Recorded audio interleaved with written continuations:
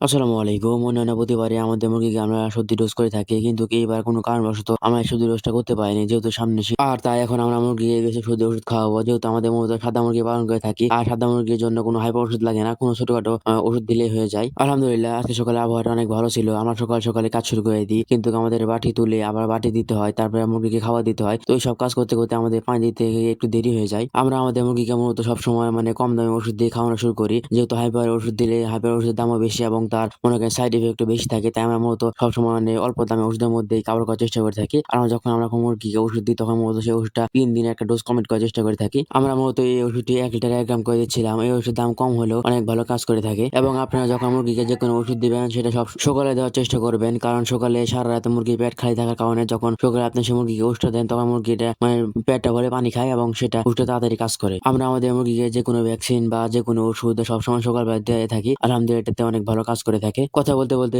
আমাদের মুরগির জন্য পানি গুলিয়ে রেডি করা হয়ে যায়। তো এখন মুরগিগুলোকে মূলত পানি দিয়ে দিতে হবে। কারণ যেহেতু এরা এখন থেকে প্রায় ০.৫ ঘন্টা আগে খাবার দিয়েছিলাম। এদের সবার গলা শুকিয়ে গেছে। তো ভিডিও করতে আমরা ভুল করে মুরগিগুলোকে হাফ বাটি পানি দিতে হতো। আমরা ফুল বাটি পানি দিই। পরে এগুলোকে তুলে আমরা আবার অন্য বাটিতে দিয়ে দিচ্ছিলাম। এই ওষুধটা ৩ দিন দেওয়ার পরে আমরা আবার সর্দির জন্য আরো কিছু ওষুধ দিব। সেটা ইনশাআল্লাহ আপনাদেরকে দেখানোর চেষ্টা করব। এভাবেই আজকে আমাদের সকালে খামারের কাজ শেষ হয়। তো বাড়ি যাওয়ার আগে আমাদের মুরগিগুলোকে খাবারটা জড়ো করে দিয়েছিলাম। যেহেতু মুরগিগুলো নতুন সহজে খাবার খেতে চায় না। বারবার এদেরকে খাবার জড়ো করে দিতে হয়। আশা করি আপনারা সমস্ত কিছু বুঝতে পেরেছেন। তো আমাদের জন্য দোয়া করবেন। আসসালামু আলাইকুম।